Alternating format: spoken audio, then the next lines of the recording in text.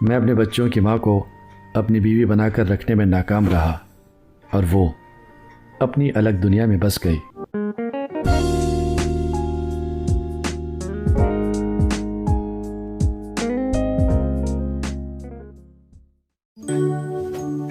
Hi friends, मैं हूं आपके साथ आपका दोस्त और होस्ट आजम शाह। प्यार, इश्क, मोहब्बत, क्या इसे उम्र के साथ मंसूब किया जा सकता है? हो सकता है एक आम आदमी की नज़र में ये कोई पहलू ही ना हो। एक आम इंसान, एक आम शख्स इस तरह के एहसासात के बारे में शायद कभी गौर व फिक्र करता भी ना हो, लेकिन एक राइटर, एक कहानीकार, एक अफसाना निगार, उसकी नज़रों से गुजरने वाले तमाम मामलात अक्सर कहानी और अफसाने की शक्ल में ढल जाते हैं। वो अपने मुशाहिदात को, अपने ऑब्जर्वेशन को लफ्ज़ों में ढालकर कहानी का ऐसा रूप देता है कि वो हकीकत से बहुत करीब लगने लगता है, और कभी कभी वो हमारे अंदर ऐसे एहसासात बेदार करता है जिनकी तरफ हम कभी रुख ही नहीं कर पाते, कभी सोचते भी नहीं इस बारे में। इसी तरह के एहसासात और मुशाहिदात और ऑब्जर्वेशन को कहानी और अफसाने की शक्ल में ढाला है मोहतरमा रखशंदा रूही ने। अफसाने का उन्वान है कितने छूटे थे हम मोहब्बत में। आइए सुनते हैं अफसाना। माताजी, ये लो रेवेन्यू टिकट, 1 रुपया खुला दे दो, पेंशन ऑफिस के क्लर्क ने कहा। बेटा, मेरे पास यही 100 का नोट है, सामने खड़ी बूढ़ी औरत ने धीरे से जवाब दिया। मैंने जेब टटोली और 1 रुपये का सिक्का काउंटर पर बैठे क्लर्क को दे दिया। बूढ़ी औरत ने मुड़कर मुझे देखा, उसकी आंखों के गोशे मुस्कुराए, और जब मैं अपने काम से फारिग होकर मेट्रो स्टेशन पहुंचा तो साइड में लगे साइन बोर्ड को पढ़ रही थी। मेट्रो ट्रेन के आने का ऐलान हवा का ज़ोरदार झोंका करने लगा। वो अब ट्रेन में चढ़ने की तैयारी में थी। मैं कुछ कहने ही वाला था कि ट्रेन आ गई। भीड़ के साथ हम दोनों भी ट्रेन के दरवाजे में दाखिल हो गए। सीनियर सिटीज़न की सीट खाली न थी। मैंने झपट कर ट्रेन की छत से लटके हैंडल को पकड़ लिया। वो दरवाजे से कमर लगाकर तवाज़ुन कायम कर चुकी थी। आप कहाँ जाएंगी? चांदनी चौक। अरे हाँ, मुझे भी एक काम याद आ गया है, मैं भी चलता हूँ। ट्रेन रुकी और वो उतर गई। मुझे याद ही न रहा कि मैंने भी यहीं उतरने का इरादा किया था। उम्र के आखिरी पड़ाव पर दिली जज्बात अपनी रविश बदल लेते हैं। अगर मैं और वो जवान होते तो लेकिन अब दराज़ी उम्र और नातवा बसीरत और बसारत। खैर, 20 दिन से इसी रूट पर मैं तकरीबन रोज़ ही उसे ढूंढने आता रहा, और आज बेटे और बहू ने ताकीद कर दी थी कि मुझे पेंशन के दफ्तर जाकर तस्दीक करनी है कि मैं अभी ज़िंदा हूँ। दफ्तर में औरतों और मर्दों की लाइन बराबर लंबी थी। धूप सख्त थी। वो फाइल सीने से लगाए खड़ी थी। अब अगर मैं अपनी जगह छोड़कर उसके पास जाता हूँ तो मुझे फिर से आखिर में लगना होगा। वो मुझे पहचान कर मेरी तरफ आ रही थी। अपनी फाइल मेरे सामने करते हुए बोली, मेरा चश्मा घर रह गया है, मेहरबानी करके पिछले रिकॉर्ड वाला पेपर निकाल दीजिए। मैंने गले में लटका रीडिंग गिलास आंखों पर लगाया। संजीदा इरफान, तारीख़ पैदाइश 22 नवंबर 1954, तालीम MA, पता D71, दरियागंज, दिल्ली। वो रिटायर्ड है लेकिन देखने में काफ़ी फिट लगती है। मैंने मतलूबा कागज़ उसके हवाले कर दिया। वो अपनी जगह वापस चली गई। उसके आगे पीछे की खड़ी औरतों ने उसे खूब घूर घूर कर देखा और तंग सी जगह उसे दे दी। मेरा नंबर आ गया और मैंने अपने ज़िंदा होने का सबूत दे दिया। वो अभी तक लाइन में खड़ी थी। मैं उसके इंतज़ार में अपनी फ़ाइल को बेमतलब खोलकर पढ़ने लगा। मेट्रो स्टेशन तक हम दोनों खामोशी से साथ चलते रहे। मैंने उसका टिकट ले लिया। वो अनजान सी मेरे साथ ट्रेन में चढ़ गई। आपका सेल नंबर? मैंने उसकी तरफ देखे बगैर पूछा। मैं फ़ोन इस्तेमाल नहीं करती। मगर मेरे बच्चे मेरे लिए फ़िक्रमंद रहते हैं, इसलिए मुझे फ़ोन ज़रूरतन रखना पड़ता है। मेरी बहू डॉक्टर है और बेटा मल्टीनेशनल कंपनी में सीईओ है। बेटी अमेरिका में रहती है, पढ़ने गई थी, वहीं एक पाकिस्तानी लड़के से शादी करके बस गई है।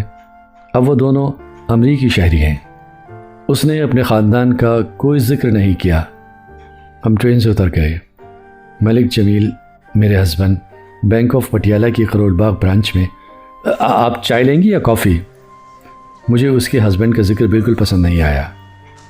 Ice cream, vanilla flavour. मैं पास खड़े आइसक्रीम वाले से एक वैनिला आइसक्रीम ले आया। आप? मुझे काफ़ी पसंद है। मैंने इस बार उसको गौर से देखा। वो आइसक्रीम के छोटे छोटे टुकड़े लकड़ी के चमचे से मुंह में रखने लगी। उसके दांत काफ़ी मजबूत हैं। मैंने उसकी कलाई में पहनी मर्दानी रिस्ट वॉच को देखा। ये मैं उनकी घड़ी लगाती हूँ। उसने दूसरे हाथ से अपनी घड़ी को प्यार से सहलाते हुए कहा, आपका ताल्लुक़ दिल्ली से है? मुझे ये मौजू अच्छा नहीं लगा। मैं वेस्ट बंगाल में पैदा हुई। मलिक जमील मेरे हस्बैंड।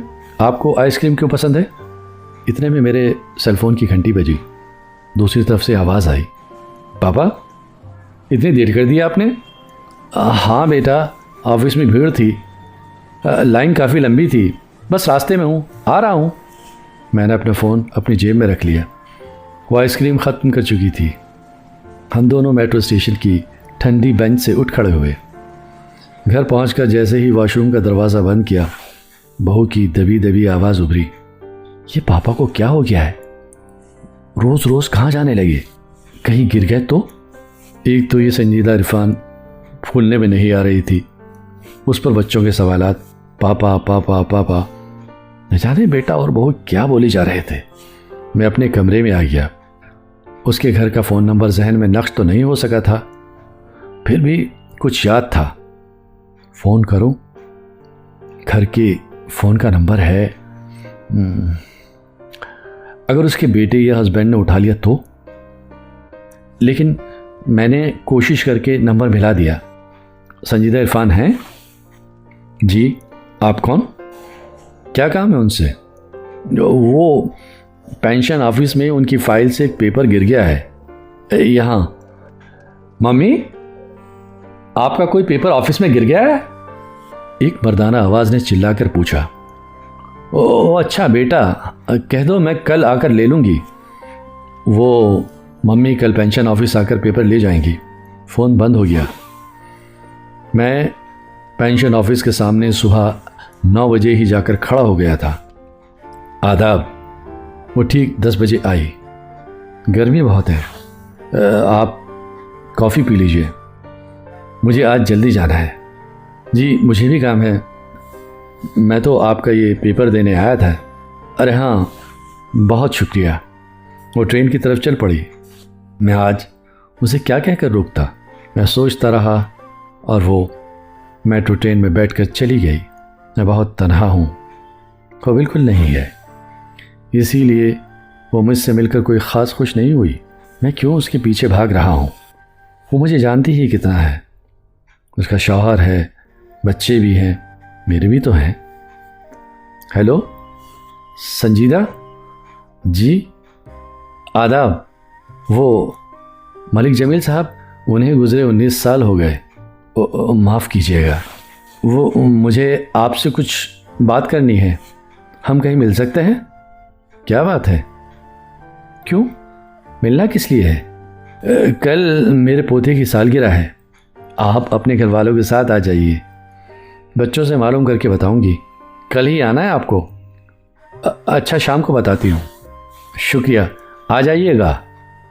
लेकिन वो नहीं आई। मैं अब क्या बहाना करूं? मगर मुझे उससे मिलना क्यों है? मैं बस उससे बात करना चाहता हूं, लेकिन क्यों? क्या मिलेगा उससे बात करके? मेरा बेटा है, बहू है, पोता है, सब मेरा कितना ख्याल रखते हैं। अगर घर में किसी को मालूम होगा तो क्या होगा? मेरे बेटे के बहुत से दोस्त हैं और मेरी बहू के दोस्त तो मेरे बेटे से दुगने हैं, और मेरे पोते के दोस्त महल्ले के सारे बच्चे हैं, तो मेरी दोस्त वो क्यों नहीं हो सकती? मैं उसके घर के पास वाले पार्क में टहलने जाने लगा, लेकिन वो कभी पार्क में नहीं आई। जी चाहता है उसके घर के सामने खड़ा हो जाऊं और चीख चीख कर उसे बुलाऊं।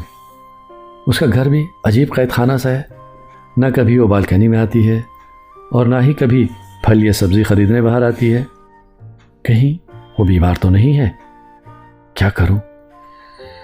अपने इस पागलपन पर खुद ही गुस्सा आने लगा। उसके घर का फ़ोन नंबर याद हो गया है मुझे। आज 22 नवंबर है। उसकी फाइल में लिखा था 22 नवंबर 1964। मैं मुस्कुराने लगा। उसे फूल भेज दूं? नहीं, कार्ड। अरे नहीं, उसके घर वाले क्या कहेंगे? इसी सोच में गलता मैं होटल मोती महल में घुस गया और मेरी हैरत की इंतहा न रही। वो अपने ख़ानदान के साथ वहाँ बैठी थी। उसकी सालगिरह का केक काटा जा रहा था। मैं दूर से देख रहा था। होटल के मैनेजर ने आकर उसे विश किया। मेरा हौसला बढ़ने लगा। मैंने कुछ न सोचा और मैं उसकी टेबल की तरफ बढ़ गया। आदाब, मैं एडवोकेट कफ़ील अहमद। आपको सालगिरह की बहुत सारी मुबारकबाद।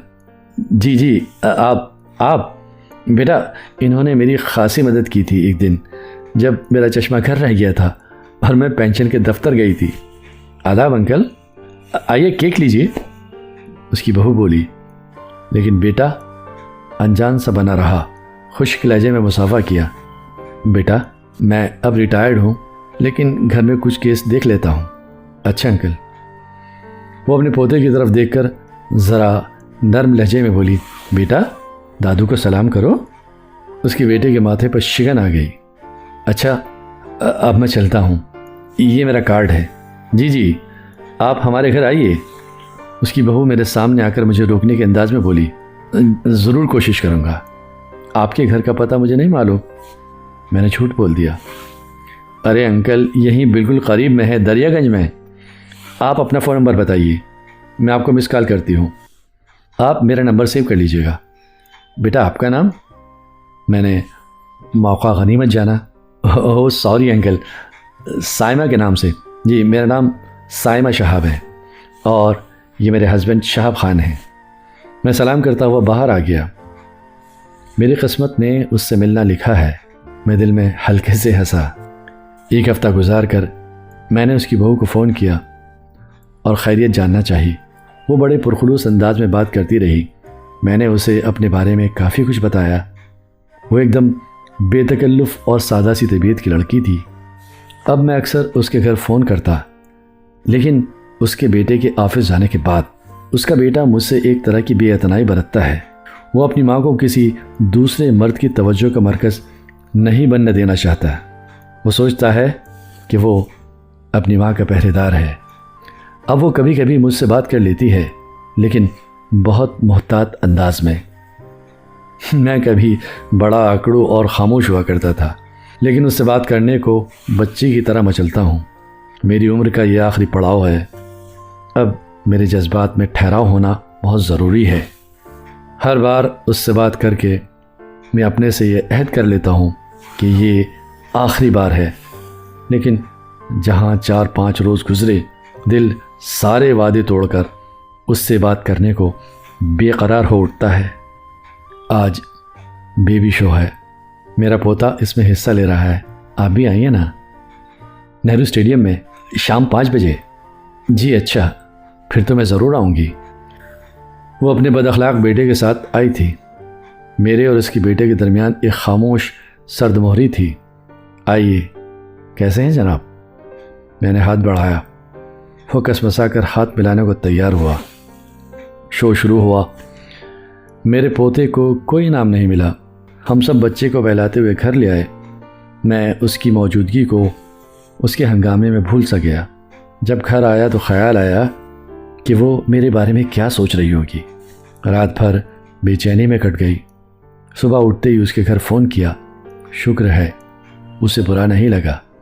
इस बार मैं उसे इतवार की शाम सीसीडी में इनवाइट कर चुका था। वो ज़्यादा बोलती है, न ज़्यादा हंसती है, न ज़्यादा देर मेरे साथ रहती है, लेकिन मैं उससे मिलकर अपनी दुनिया में मगन हो जाता हूँ। उम्र का तकाजा क्या होता है, रिश्तों का लिहाज क्यों होता है, वक्त कैसे बीत जाता है, मैं ये सब बातें भूल गया हूँ। मुझे याद है एक नाम, एक शख्सियत, एक एहसास, एक बेनाम रिश्ता, संजीदा संजीदा संजीदा। घर में मेरा जी नहीं लगता। तुम और मैं एक। जो बोल रहे हो उसका मतलब जानते हो? हाँ जानता हूँ। मैं किसी का दस्ते नगर नहीं हूँ। मैं अपने बच्चों के घर में भी नहीं रहता, वो मेरे घर में रहते हैं। मैं उनसे कुछ नहीं लेता। मैंने उन्हें हर तरह का आराम और आसाइश दे रखा है। मैं अपने बच्चों की माँ को अपनी बीवी बनाकर रखने में नाकाम रहा और वो अपनी अलग दुनिया में बस गई। मैंने अपने बच्चों को अकेले पाला, पढ़ाया और उनको उनकी पसंद के जीवन साथी चुनने की आज़ादी दी। अब मेरे फैसले की कदर वो ज़रूर करेंगे।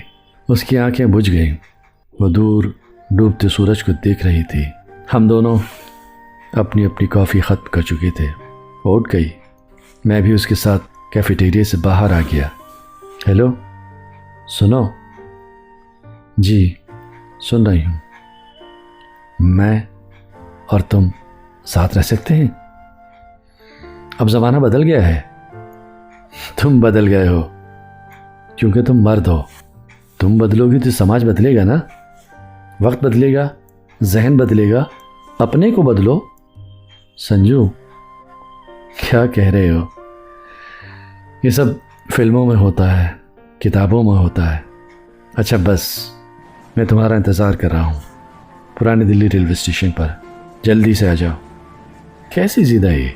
अब मुझे कुछ नहीं सुनना, कुछ लेकर ना आना, बस तुम चली आओ। मैं अभी इसी वक्त कह रहा हूँ, अगर तुम 1 घंटे तक ना पहुँची तो मैं कसम खाता हूँ कि मैं ट्रेन के नीचे लेट जाऊँगा। संजीदा वाकई बेहद संजीदा हो गई। बेटे और बहू से क्या कहूँ, कैसे कहूँ? आज पहली बार बहू और बेटे से झूठ कहकर मैं स्टेशन जा रही हूँ। ये कहूँ, वो कफ़ील अहमद बहुत ज़िद्दी है। कहीं ट्रेन के नीचे, खुदा ना करे। रास्ते में कहीं कोई जाम ना मिला। वो 40 मिनट में पुरानी दिल्ली रेलवे स्टेशन के प्लेटफॉर्म पर पहुँच गई। वो सिगरेट हाथ में लिए बेचैनी से टहल रहे थे और चुपके से उसके पीछे खड़ी हो गई। यकलैज़ा पीछे मुड़े और फातिहाना अंदाज में संजीदा की तरफ देखने लगे। आमने सामने खड़े थे। ट्रेन आ चुकी थी। हम ट्रेन के रुकने का इंतज़ार कर रहे थे कि अचानक एक आवाज़ आई, अम्मी अम्मी कहाँ जा रही हैं? लोग क्या कहेंगे? मेरे घर वाले आपकी कितनी इज्जत करते हैं। कफ़ील अहमद की बहू की आंखों में हल्का सा पानी छलक आया था। अम्मी, मैं अपने बच्चों से क्या कहूँगी? दादी कहाँ चली गई? वो महल्ले के कुरान पढ़ने वाले बच्चे और सिलाई सीखने वाली लड़कियाँ, उन सबको मैं क्या जवाब दूंगी? उसके बेटे ने बेबसी से आंखें फेर ली। हमारे बच्चे हमें हैरत और हसरत से ताक रहे थे। मैं और वो अपने अपने घर वालों की इज्जत बचाने के लिए उनके कहने पर उनके साथ चले गए थे।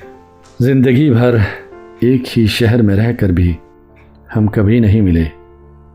हम दोनों एक दूसरे से कहते थे कि तुम्हारे बिन मर जाएंगे। हम मुर्दा होते हुए भी शादी कर लेते हैं, बच्चे पैदा कर लेते हैं और बूढ़े होने तक जिंदा रह लेते हैं। संजीदा मुझे देख रही है और मैं संजीदा को। सच है, कितने झूठे थे हम मोहब्बत में। तुम भी जिंदा हो और मैं भी जिंदा हूँ। वो अपने सर से ठलक आए आंचल को दुरुस्त करते हुए अपने सख्त मिजाज बेटे और हंसमुख बहू के साथ घर की तरफ जाने वाले रास्ते पर मुड़ रही है। क्या वक्त बदल गया है? क्या समाज बेदार हो गया है? क्या रिवायतें और कदरें कुशादा दिल हो गई हैं? क्या हम अपनी मर्जी से जीना सीख गए हैं? मैं अपने दिल की बेबाक धड़कन को सीने में दबाकर अपने बेटे के सहारे उसकी कार में बैठ गया हूं। कितने झूठे थे हम मोहब्बत में। अभी आपने मोहतरमा रक्षंदा रूही का लिखा ये खूबसूरत अफसाना सुना। गाइस, अपने एहसासात अपने कमेंट्स के जरिए आप ज़रूर शेयर करें। गाइस, ये खूबसूरत कहानियाँ, ये शॉर्ट स्टोरीज चुनने में, इनको पेश करने में, एडिटिंग करने में बड़ा वक्त लगता है और इतनी मेहनतों के बाद एक छोटा सा लाइक और कमेंट तो बनता ही है। मैं आपके एहसासात जानना चाहता हूँ ताकि मैं इन कहानियों को और खूबसूरत बना सकूँ, इन्हें ज़िंदगी से और भी करीब कर सकूँ। तो बराए मेहरबानी लाइक करें, कमेंट करें, मेरी हौसला अफजाई करें और नए सुनने वाले चैनल को ज़रूर सब्सक्राइब करें। एक और कहानी के साथ, एक और शॉर्ट स्टोरी के साथ मैं फिर आऊँगा। तब तक के लिए अपने दोस्त आज़म शाह को दीजिए इजाज़त। अल्लाह हाफिज़।